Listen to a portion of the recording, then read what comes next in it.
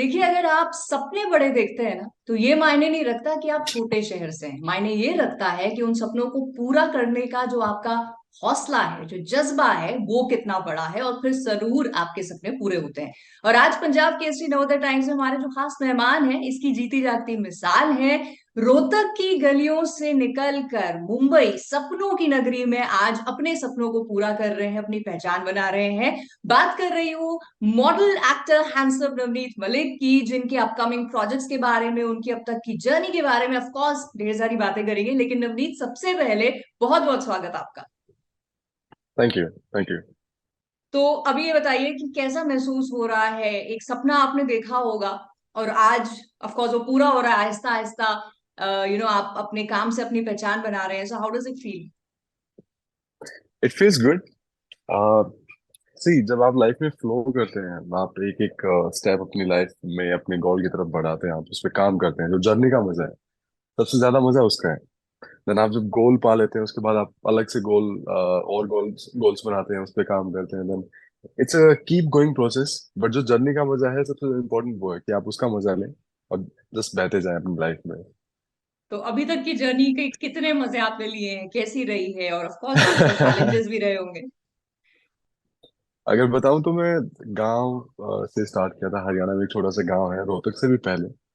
तो हर स्टेप पे एक कुछ कुछ ना कुछ डिफिकल्टी आई, जिसने मुझे एक बेटर प्लेस पे मुझे डाला, और वहां से कुछ अलग डायरेक्शन में मेरी लाइफ ओपन हुई।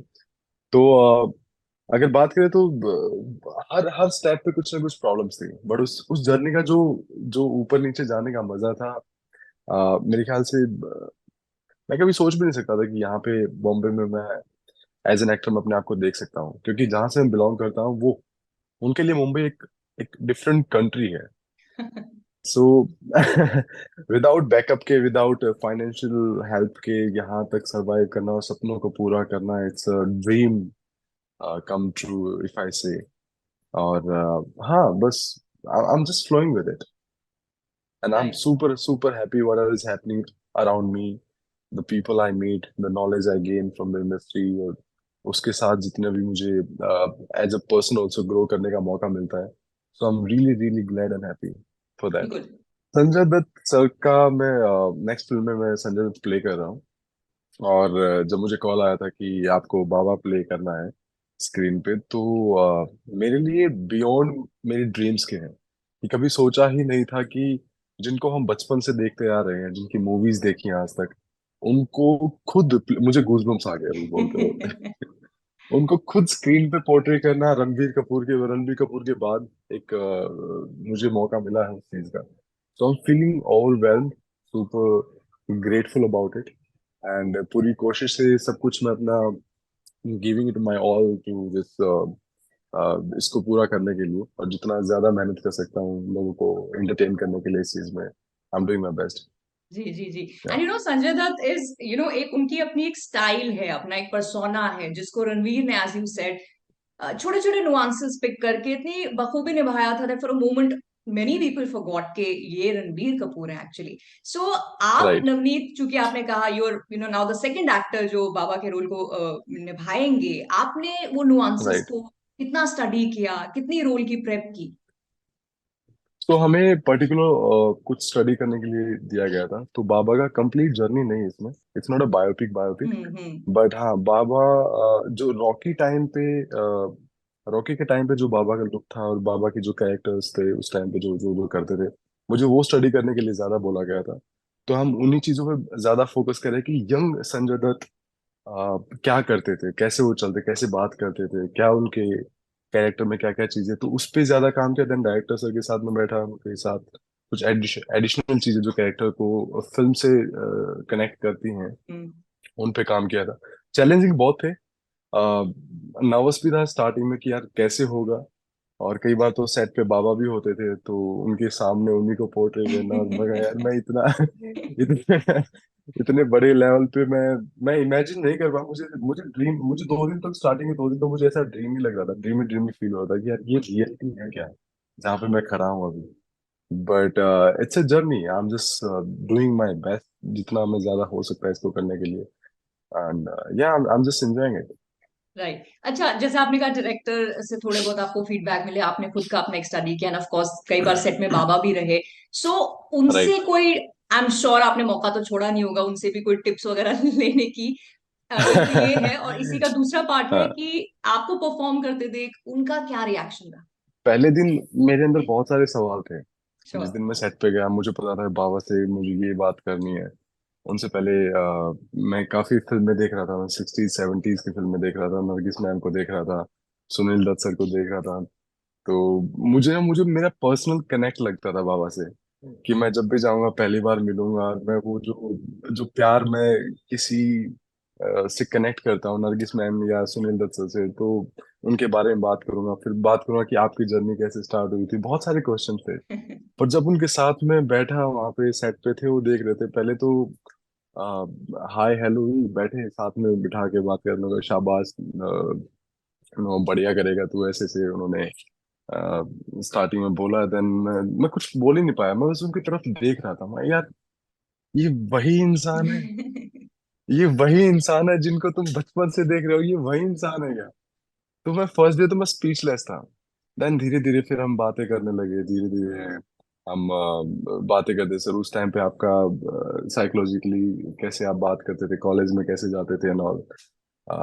तो काफी काफी सीखने को मिला लाइफ के बारे में, बहुत कुछ सीखने को मिला कि लाइफ को कैसे लीड करना चाहिए as an actor, as a professional personal life को कैसे बैलेंस करना चाहिए लाइफ में। वो भी बहुत इंपॉर्टेंट है। और बहुत लोगों को समझ नहीं आता। कई बार क्या होता है कि जब हम फिल्म इंडस्ट्री में काम करते हैं तो कुछ दिमाग पे कुछ हवा हो जाता है। तो उसको भी कैसे मेंटेन करना है, कैसे अपनी प्रोफेशनल पर्सनल लाइफ को भी अफेक्ट नहीं होने देना है। तो वो चीजें काफी पर्सनल भी बात कर रहे थे, एंड इट वाज फन दो। और या काफी काफी। और जब बाबा होते थे, एक सीन में थे तो बाबा मॉनिटर पे बैठे थे। मैं सीन करके आया, तो उस साइड से बाबा ही बोलते हैं, मतलब बाबा आगे बाबा। लगा कि सर, मगा बाबा आ जाओ, बैठे बैठे मगा जी। तो इट्स फन, मतलब बहुत, उनकी प्रेजेंस ही बहुत स्ट्रांग है। तो हम्म। बैठे हो तो बहुत कुछ लगता है कि बहुत कुछ हो रहा है आपके आसपास। बिल्कुल। अब बट नवनीत, इससे ये भी एक बात हो जाती है ना कि जब करियर के बिगनिंग में ही आपने अभी तक की जो चॉइसेस लिए हैं, काफी अलग रोल आपने किए हैं, फिर आप ये कर रहे हैं, और हम्म। अभी तक आपका काम ऑडियंस को पसंद आ रहा है। सो आपके कंधों पे जो ऑडियंस की लाइकिंग और एक्सपेक्टेशन को पूरा करने की जिम्मेदारी है, उसका बोझ भी बढ़ता जा रहा है। हाँ, सच बताऊं तो मुझे मजा भी आ रहा है, क्योंकि मुझे बहुत सारी अलग डायरेक्शन अपनी लाइफ में एक्सप्लोर करने को मिल रही है। मुझे पता है मेरे ऊपर रिस्पॉन्सिबिलिटी और ज्यादा बढ़ती जा रही है, एक्सपेक्टेशन और ज्यादा होती जा रही है, कि और क्या क्या करने वाला है, हाँ। कि अभी से इतना कुछ दिख रहा है तो आगे क्या क्या होने वाली है। तो मैं उनके लिए भी प्रिपेयर्ड हूँ। मैं बहुत सारे अपने डिफरेंट डिफरेंट डायरेक्शन में काम कर रहा हूँ अपनी लाइफ में, जहाँ पे मुझे पता है कि मैं लैग करता हूँ। अब क्या होता है कि जब आप घुसते हो किसी चीज पे, कुछ काम करते हो, तभी आपको पता चल रहा है कि आपका नेगेटिव पॉइंट्स क्या है। हम्म। आप उन पे काम करते हो, लाइफ टाइम के लिए लर्निंग तो होती रहेगी। बिल्कुल। पर धीरे धीरे स्टेप बाय स्टेप आप अपने ऊपर काम करते रहो, एक नया कुछ आप मार्केट को एंटरटेन करने के लिए दिखाते रहो। यही मेरे ख्याल से एक एक्टर की सबसे ज्यादा खूबी होती है, कि वो कुछ ना कुछ अलग चीजें करके दिखाए, ना कि सेम चीजें। मैं नहीं सोचता कि यार अ, आज मुझे दिखा रहा हूँ, आज लोग मुझे प्यार करते हैं, और कल को शायद मैं इसी को लेके कैरी फॉरवर्ड करूंगा, शायद उनका परसेप्शन चेंज हो जाए, शायद वो कुछ अलग एक्सपेक्ट करके बैठे थे और मैं इसी में खुश हुआ था। हम्म। तो इसलिए मुझे इतनी ज्यादा मैं इसको सिर पे नहीं बिठाता हूँ चीजों को, कि मैं कुछ कर रहा हूँ कि नहीं कर रहा। मैं सिर्फ अपना काम कर रहा हूँ, लोग अपना प्यार दे रहे हैं, और मुझे बहुत मजा आ रहा है। सबसे ज्यादा अच्छी बात ये है, मैं बहुत एंजॉय करता हूँ, मतलब जब भी आप लोगों से बात करने का मौका मिलता है, या सेट पे जाता हूँ, या प्रमोशंस कहीं पे भी होते हैं, तो मुझे बहुत बहुत बहुत मजा आता है। मुझे लगता है कि कई बोलते हैं ना कि आपको गोल्स अपने पहले ही सेट कर लेना चाहिए। थोड़ा सा मैं हम्म। आपके क्वेश्चन से थोड़ा सा हटके मैं बात कर रहा हूँ। जी। आपके गोल्स ना कभी भी किसी पॉइंट पे चेंज हो सकते हैं, राइट? बट आपको लाइफ का थोड़ा सा एक्सपीरियंस होना चाहिए, कि आपने कुछ चीजें एक्सप्लोर किया, उसमें किस चीज को मजा आया। ठीक है, तो आप अपने आप को थोड़ा सा ओपन रखें।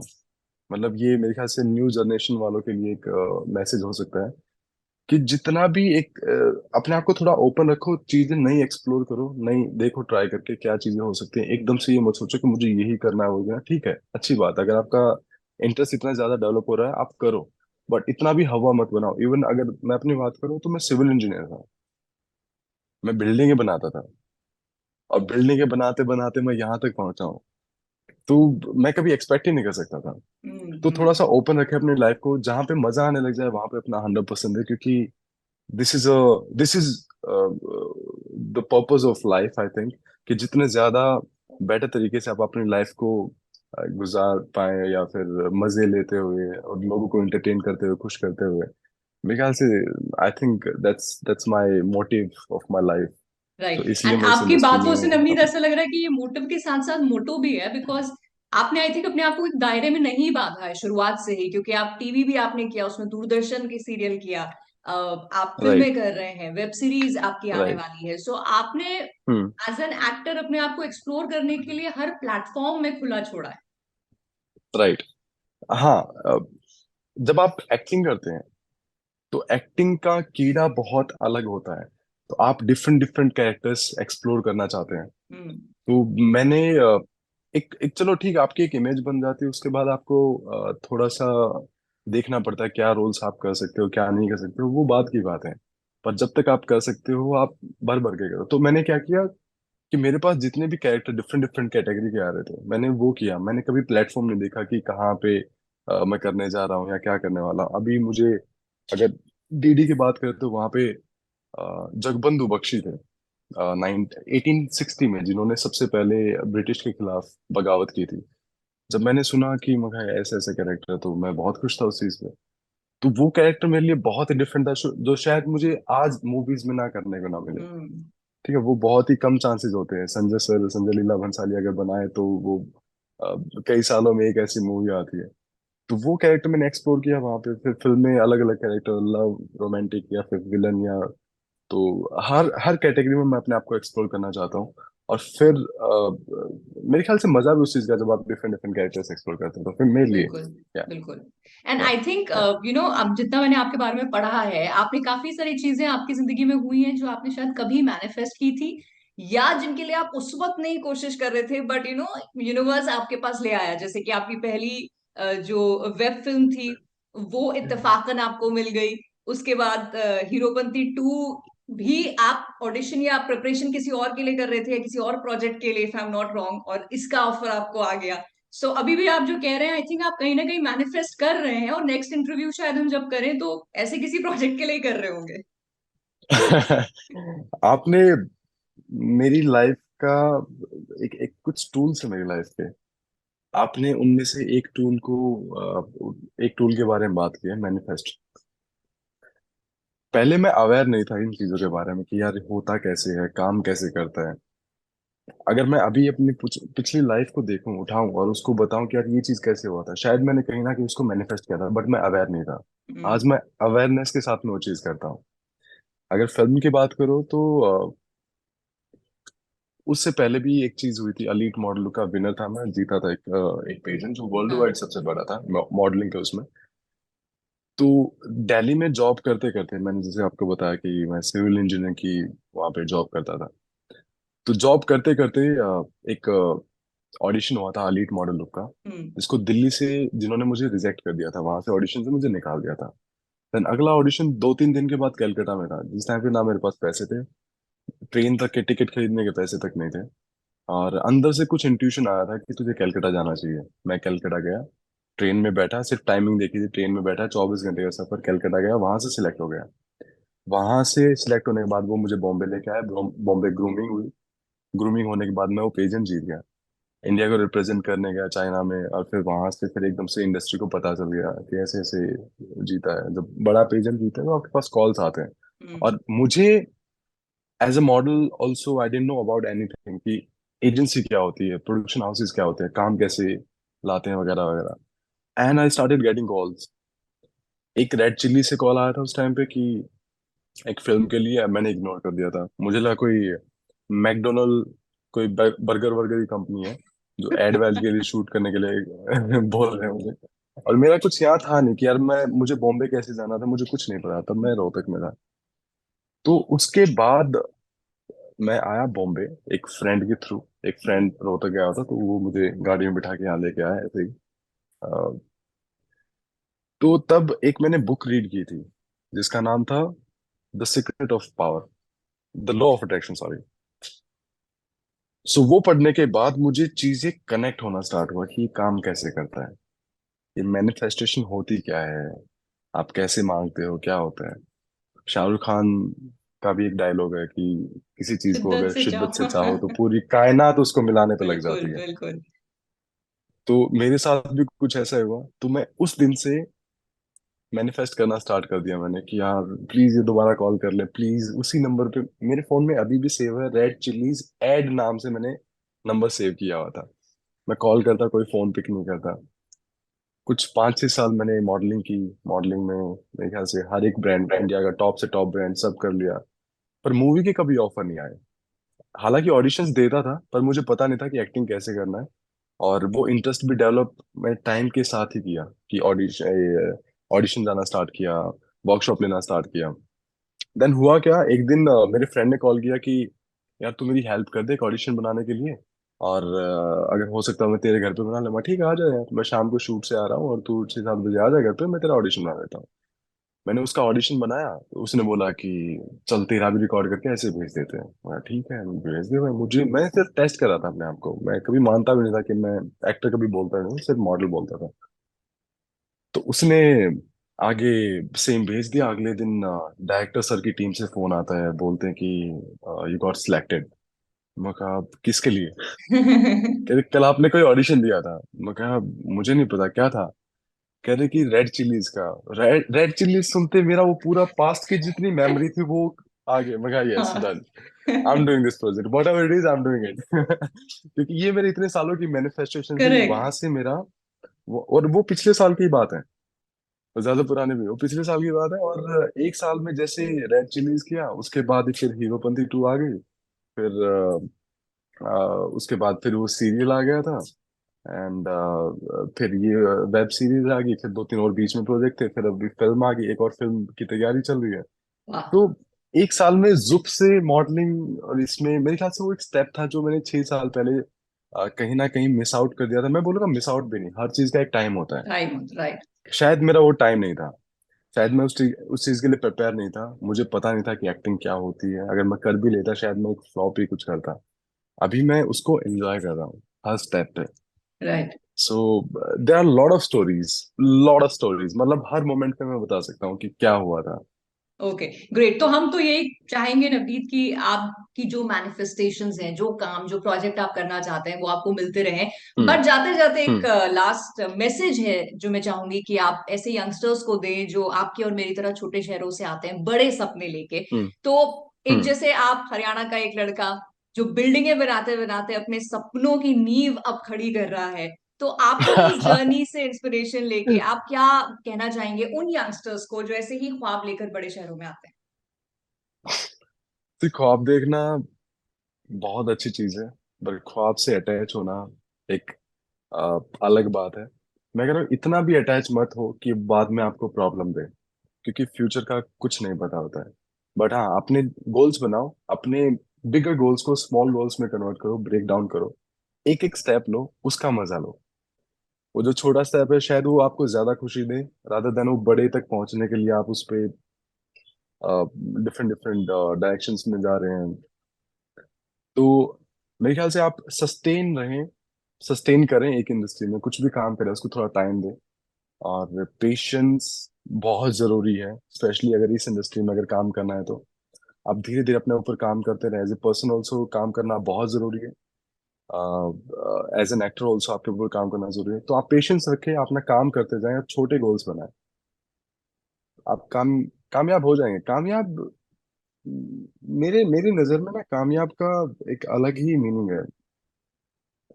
कामयाबी जब मिल जाती है ना, कामयाब क्या होती है, मतलब कामयाबी मिलने के बाद भी आदमी वहां पे नॉर्मल फील करता है एक टाइम के बाद। फिर तो कामयाबी क्या है, मतलब कुछ चीज परमानेंट नहीं है, उसके बाद दूसरी कामयाबी, उससे ज्यादा राइट। अचीवमेंट। मेरे ख्याल से एक जर्नी है, इस जर्नी का जितना मजा लोगे हर डायरेक्शन में, किसी भी फील्ड में है, कोई भी फील्ड है, कुछ भी काम करो, उस जर्नी का जो मजा होता है बस वही सक्सेस है।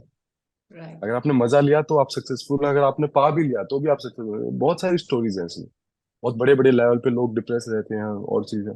तो आप मजा लें, अगर आप मजा नहीं ले रहे हैं तो आप दो बार सोचें। जरूरी नहीं है कि आपको इसमें ही रुक के रहना है या आपको एक्टर ही बनना है, आप दूसरी चीज दूसरी साइड भी एक्सप्लोर कर सकते हैं। तो या yes, right, and I think बहुत अच्छी बात ऐसा। आपने कही कि किसी भी फील्ड में आपको जो भी कर रहे हो, एक तो दिल से करो और दूसरा मजे से करो, तभी आपको वो सक्सेस की जो फीलिंग है वो भी आएगी और वो थोड़ा लास्ट कर पाएगी। So on that note right. Navneet, I hope कि आप अपनी जर्नी का ऐसे ही मजा लेते रहें, अपनी जो छोटी छोटी कामयाबियां हैं वो बड़ी कामयाबियों में तब्दील होती हुई देखते रहें। And wish you all the जी, luck for all your projects, and looking forward के नेक्स्ट प्रोजेक्ट के लिए भी हम इंटरव्यू साथ में करें। Thank you so much. Thank you so much, thank you so much, lovely talking to you. Same, bye bye. Thank you.